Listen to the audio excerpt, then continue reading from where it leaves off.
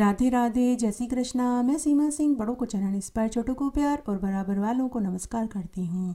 आज मैं आपको वैशाख मास के महात्म्य का 7वां अध्याय सुनाने जा रही हूँ। अब तक हमने 6 अध्याय सुने हैं। अगर आपको ये अध्याय अच्छा लगे तो इसे ज़्यादा से ज़्यादा लाइक करें, अपने दोस्तों रिश्तेदारों में ज़रूर शेयर करें ताकि उन्हें भी वैशाख मास के महात्म्य को सुनने का पुण्यफल प्राप्त हो। और आपसे हाथ जोड़कर एक करुण रिक्वेस्ट है कि अगर अभी तक आपने मेरे चैनल को सब्सक्राइब नहीं किया है तो कृपया मेरे चैनल को सब्सक्राइब करें ताकि मेरा आगे आने वाला वीडियो सबसे पहले आपको मिले। धन्यवाद। आइए अब हम वैशाख मास के इस अध्याय में क्या सुनेंगे वह विस्तार से जानते हैं। वैशाख मास के इस अध्याय में हम 7वां अध्याय सुनेंगे, साथ ही मुरकुंड मुनि की कथा को सुनेंगे। इसके अलावा जगदीश भगवान की आरती को सुनेंगे। आइए सबसे पहले हम वैशाख मास के महात्म्य का 7वां अध्याय सुनते हैं। राजा यह अद्भुत चरित्र देखकर ऋषि के आगे हाथ जोड़कर खड़ा हो गया और कहने लगा कि हे महात्मन, इस धर्म को विस्तार पूर्वक सुनने की मेरी बहुत इच्छा है, जिससे यह इक्वांकु वंश का राजा मोक्ष को प्राप्त हुआ। श्रुतदेव ऋषि कहने लगे कि हे राजन, तुम धन्य हो जो युवा अवस्था में ही तुमको भगवान के प्रिय धर्म को जानने की उत्सुकता है। बहुत धर्मों से संचित शुभ कर्मों के बिना प्राणी की बुद्धि भगवान की कथा आदि में नहीं लगती।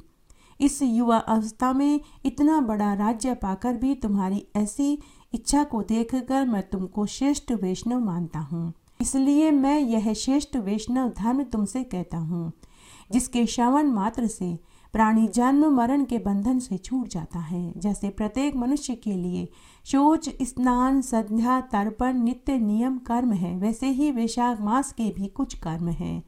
वैशाख धर्मों के समान कोई धर्म नहीं। जो कोई इन धर्मों को नहीं करता उन्हें मरने के बाद स्वर्ग की प्राप्ति नहीं होती। जैसे बिना राजा के प्रजा उपद्रवों से नष्ट हो जाती है, वैसे ही बहुत से धर्म भी नष्ट हो जाते हैं।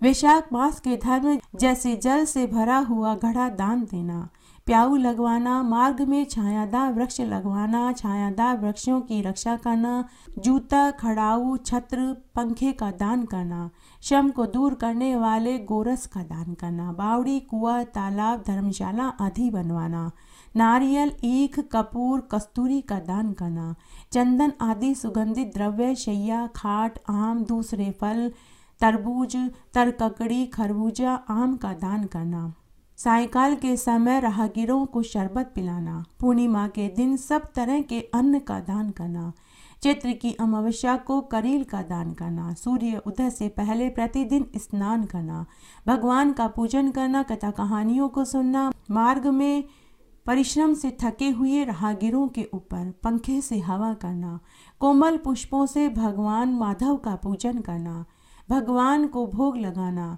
गायों को घास खिलाना, ब्राह्मणों के चरण धोना, गुड़, सौंठ, आंवले का दान करना, राहगीरों की सेवा करना, शाक दान करना, ये सब धर्म वैशाख मास में अति उत्तम धर्म बताए गए हैं। जो स्त्री वैशाख मास में भगवान का पूजन फूलों से नहीं करती, उनको पुत्र सुख की प्राप्ति नहीं होती, उसका पति, आयु सब नष्ट हो जाते हैं।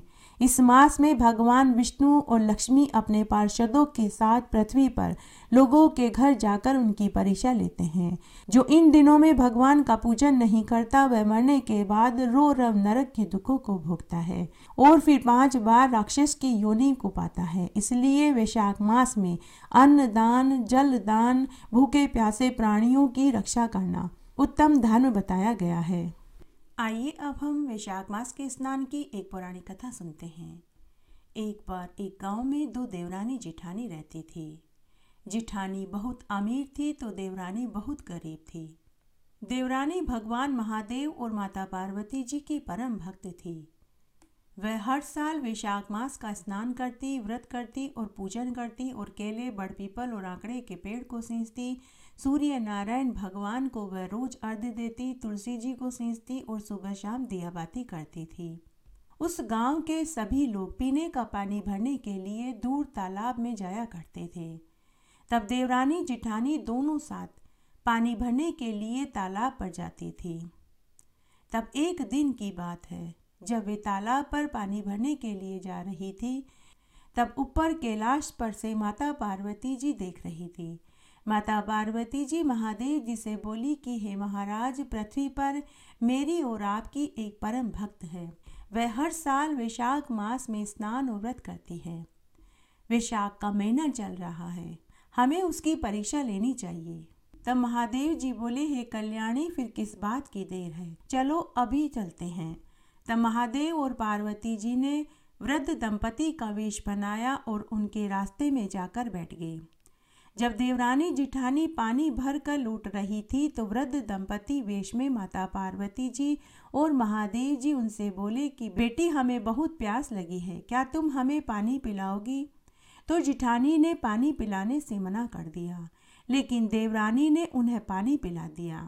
तब वृद्ध दंपति ने कहा कि बेटी, हमारी झोपड़ी यहीं पास में है, हम बहुत बुजुर्ग हैं, हम इतनी दूर से पानी लाने में असमर्थ हैं, क्या तुम हमारी झोपड़ी में हमारे मटके में एक चरा पानी का भर दोगी? तो जिठानी ने फिर से मना कर दिया, लेकिन देवरानी ने कहा कि माँ बाबा, मैं भर दूंगी, आप कहें तो रोज ही एक मटका पानी पीने का आपके घर भर जाया करूंगी। तो जेठानी देवरानी से बोली कि तू ही पुण्य का काम कर, मुझसे नहीं होगा। इतनी तेज गर्मी में इतनी दूर से पीने का पानी हम लाते हैं और अब हम इनके लिए भी पानी लाएं। जिठानी ने देवरानी से कहा कि तू इनके लिए पानी भर, मैं घर जा रही हूँ। इस तरह जिठानी वापस घर चली गई, लेकिन देवरानी ने उन्हें पीने का पानी भी पिलाया और उनकी झोपड़ी में एक मटका पीने का पानी रखा। अब वह रोज ऐसा ही करने लगी। तब एक दिन की बात है, दोनों देवरानी जिठानी पानी भर कर जब घर जा रही थी तो वापस उन्हें वही वृद्ध दंपति मिले। उन्होंने देवरानी से कहा कि बेटी, तुमने हमारी बहुत सेवा करी है, अब हम वापस अपने गांव जा रहे हैं। जाने से पहले हम तुम्हें कुछ देना चाहते हैं, तुम हमारे साथ हमारी झोपड़ी पर चलो। तब उसी समय जिठानी बोली कि अरे बाबा, क्या आप मेरी देवरानी को ही देंगे, मुझे नहीं देंगे? हाँ, सही भी तो है, मैंने न तो आपको पानी पिलाया और न ही मैंने आपके यहाँ पीने का पानी का मटका भरा, आप मुझे थोड़े ही दोगे। तो वृद्ध दंपति वेश में महादेव जी बोले कि पुत्री, कर्मफल तो सबको मिलना चाहिए, चाहे वह अच्छा हो या बुरा। तुमने जो किया उसका फल तुम्हें मिलेगा और इसने जो किया इसका फल इसे मिलेगा। चलो तुम भी हमारे साथ हमारी झोपड़ी पर चलो, तुम्हें हम कैसे भूल सकते हैं। ऐसा सुनते ही जेठानी खुश हो गई। अब वृद्ध दंपति वेश में महादेव और पार्वती जी उन दोनों को अपनी झोपड़ी पर लेकर आए। तब महादेव जी ने कहा कि पुत्रियों, मेरी झोपड़ी में 4 कलश रखे हैं, एक चांदी का, एक सोने का, एक पीतल का और एक मिट्टी का। तुम जो चाहो वह कलश घर ले जाओ। जब तुम इस कलश को घर ले जाकर के रखोगी तो तुम्हारे कर्मों के फल से वह रोज तुम्हें भरा हुआ मिलेगा। तब जेठानी ने भागकर सोने का कलश उठा लिया, तो देवरानी ने मिट्टी का कलश उठाया। तब माता पार्वती जी और महादेव जी ने देवरानी से पूछा कि पुत्री, तुमने चांदी का कलश क्यों नहीं उठाया? तो देवरानी बोली कि माँ बाबा, कर्मों का फल तो मिट्टी के कलश में भी मुझे मिल जाएगा, उसके लिए चांदी, सोना या पीतल का कलश लेने की क्या जरूरत है। उसके जवाब को सुनकर वृद्ध दंपति वेश में महादेव और पार्वती जी खुश हो गए और उसे सौभाग्यवती, पुत्रवती और धनवती होने का आशीर्वाद दिया। दोनों देवरानी जिठानी अपने अपने घर आ गई। देवरानी ने अपने वाले कलश को पूजा स्थान पर रखा तो जिठानी ने अपने सोने के कलश को तिजोरी में रख दिया। दूसरे दिन जिठानी सुबह जल्दी उठी और तिजोरी खोलकर कलश को देखा तो उसे उस कलश में कंकड़ पत्थर भरे हुए मिले। उधर देवरानी रोज की तरह सुबह जल्दी उठी, स्नान आदि करने के बाद पूजा करी। पूजा करने के बाद उसने जब अपने कलश को देखा तो उसका कलश सोने चांदी की मोहरों से भरा हुआ था। तभी जिठानी भागी भागी देवरानी के पास आई और पूरी बात बताई। मेरे सोने के कलश में तो कंकड़ पत्थर भरे हुए थे। तब देवरानी ने कहा कि जीजी, मेरे मिट्टी के कलश में तो सोने चांदी के सिक्के भरे हुए हैं। जिठानी ने देवरानी से लड़ाई करते हुए कहा कि तूने मेरा कलश चुरा लिया है और लड़ झगड़ कर देवरानी के कलश को घर ले गई और खुद के कलश को वहां रख गई। देवरानी कुछ नहीं बोली क्योंकि वो जानती थी कि कर्म फल तो जिठानी जी नहीं बदल पाएगी, मुझे मेरे कर्मों का फल तो जरूर मिलेगा। दूसरे दिन फिर से जिठानी सुबह जल्दी उठी और तिजोरी खोल कर के देखा तो उसके सोने के कलश में फिर से कंकड़ पत्थर मिले। उधर देवरानी जब दूसरे दिन सोकर उठी, स्नान आदि करने के बाद पूजा करी। पूजा करने के बाद वह अपने कलश को देखने के लिए गई तो उसके मिट्टी के कलश में फिर से सोने चांदी के सिक्के भरे हुए थे। जब जिठानी को पता चला कि देवरानी के मिट्टी के कलश में भी सोने चांदी के सिक्के भरे हुए मिले हैं तो वह बहुत पछताई। जब उसके जेठ को पता चला तो उसने अपनी पत्नी से कहा कि अरे भगवान, तू तो बावली हुई है, पहले कर्म तो अच्छे कर, जैसे कर्म करेगी फल भी तो तुझे वैसा ही मिलेगा। छोटी अच्छे कर्म करती है तो उसे कर्म फल भी अच्छा ही मिलता है। उस दिन जिठानी को अपनी गलती का एहसास हो गया। वह जोर जोर से करुण रुदन करने लगी। उसके रुदन को सुनकर देवरानी उसके पास आई और बोली कि जीजी, आप भी रोज महादेव और पार्वती जी का पूजन किया करो, मीठा बोला करो, झूठ से बचो, अच्छे कर्म। जीजी, आप भी वैशाख मास का स्नान करो, पूजन करो, केले, बड़ पीपल, आंकड़े और तुलसी जी के पौधे को सींचो, सूर्य नारायण भगवान को अर्घ्य दो और दोनों समय तुलसी जी में दिया बाती करो। भगवान महादेव और माता पार्वती जी आपके घर को भी अन्न के भंडार से भर देंगे। तब देवरानी जिठानी से बोली कि जीजी, वैशाख मास में प्यासे को पानी पिलाओ, प्याऊ लगवाओ, जल का दान करो, अन्न दान करो, ताड़ का पंखा, छाता, जूता, छतरी, तरबूज, खरबूजा, आम, ककड़ी और शरबत का दान करो। जीजी, आपका घर भी धन धान्य से भर जाएगा। उसके बाद जब दोबारा वैशाख का महीना आया तो जिठानी ने भी देवरानी के साथ वैशाख मास का स्नान किया, वैशाख मास के धर्मों का पालन किया, जिससे उसका भी घर महादेव और पार्वती जी की कृपा से धन धान्य के भंडार से भर गया। घटती हो तो पूरी हो, पूरी हो तो परवान चढ़े, भूले बिसरे नाम तेरे भंडार में भरे।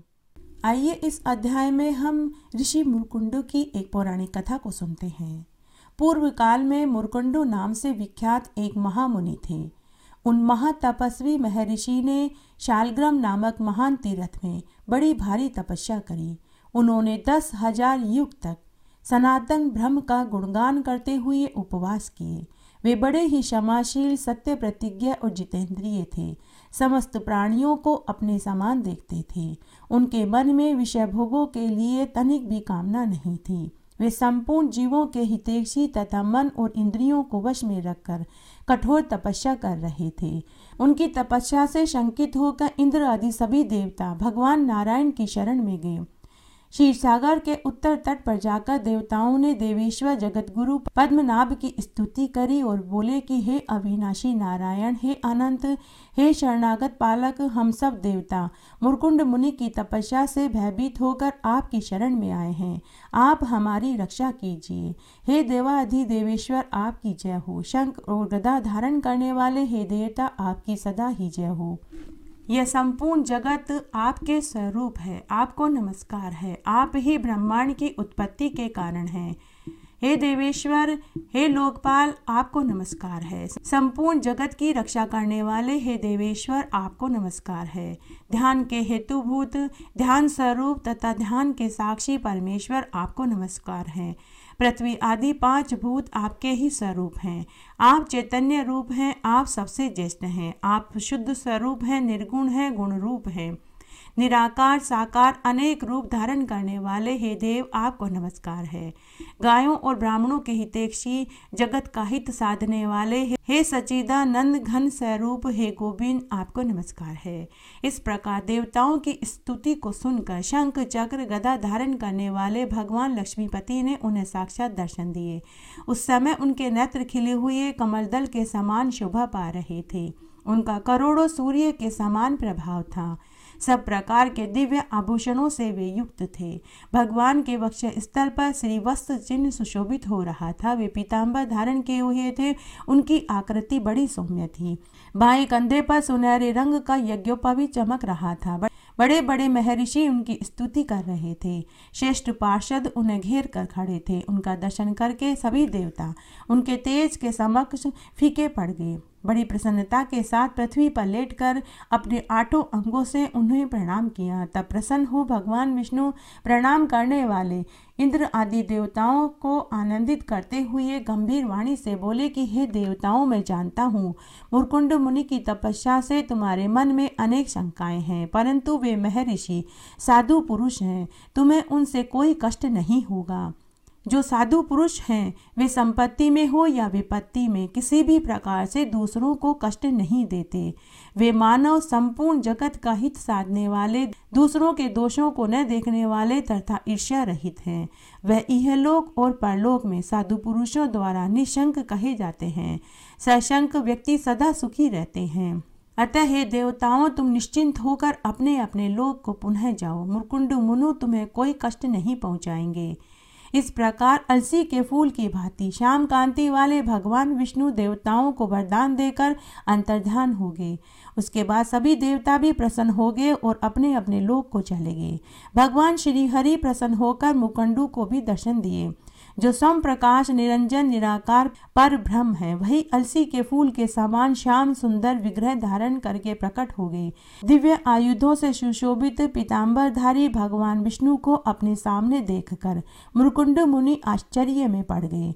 उन्होंने ध्यान से आंखें खोल करके देखा। भगवान उनके सामने खड़े थे। उनके मुख से प्रसन्नता टपक रही थी। वे शांत भाव से स्थित थे।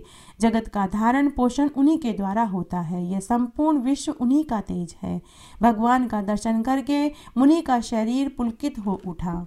नेत्रों से आनंद के आंसू गिरने लगे। उन्होंने पृथ्वी पर दंडवत प्रणाम किया। फिर हर्षजनक आंसुओं से भगवान के दोनों चरण पखारते हुए वे सिर पर अंजलि बांधकर स्तुति करने लगे। मुरकुंड ऋषि बोले कि हे परमात्मा स्वरूप, हे परमेश्वर, आपको नमस्कार है, जो पर से भी परे हैं, जिनका पार असंभव है, जो दूसरों पर अनुग्रह करने वाले, दूसरों को संसार सागर के उस पार पहुंचाने वाले, जो नाम जाति आदि की कल्पनाओं से रहित हैं, जिनका स्वरूप शब्द आदि विषयों के दोषों से दूर हैं, जिनके अनेक स्वरूप हैं तथा जो तमोगुण से सर्वदा शून्य हैं।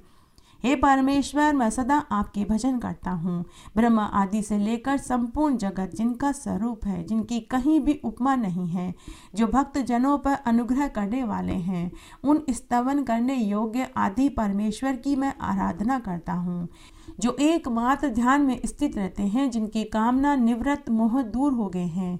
ऐसे महात्मा पुरुष जिनका दर्शन करते हैं, संसार बंधन को नष्ट करने वाले उस परम पवित्र परमात्मा को मैं प्रणाम करता हूँ, जो स्मरण मात्र से समस्त पीड़ाओं का नाश कर देते हैं, शरण में आए हुए भक्त जनों का पालन करते हैं।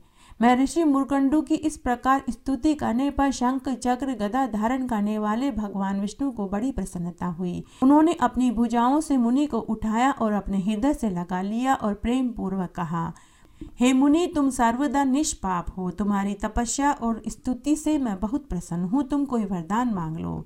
तब मुरकुंडी मुनि बोले कि हे देवा अधिदेव, हे जगन्नाथ, मैं कृतार्थ हो गया। इसमें तनिक भी संशय नहीं है, क्योंकि जो पुण्य आत्मा नहीं है उनके लिए आपका दर्शन सर्वदा दुर्लभ है। ब्रह्मा आदि देवता, तीक्ष्ण व्रत का पालन करने वाले योगी जनों को भी आपका दर्शन नहीं होता। धर्मनिष्ठ यज्ञों की दीक्षा लेने वाले यजमान साधु पुरुषों को भी आपका दर्शन दुर्लभ है। उन्हीं परम तेजों में आप श्री हरि का आज मुझे दर्शन हो गया। इससे बढ़कर दूसरा वरदान क्या हो सकता है। हे अच्युत, हे जगत गुरु महापात की, मनुष्य भी आपके नाम का स्मरण करने मात्र से आपके परम पद को प्राप्त कर लेते हैं।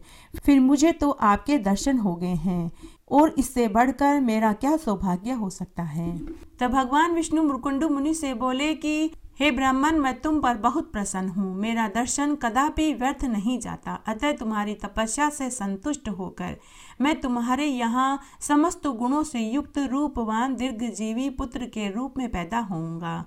हे मुनिश्रेष्ठ, जिसके कुल में मेरा जन्म हो जाता है उनका समस्त कुल मोक्ष को प्राप्त कर लेता है। मेरे प्रसन्न होने पर तीनों लोकों में कौन सा कार्य है जो असाध्य है।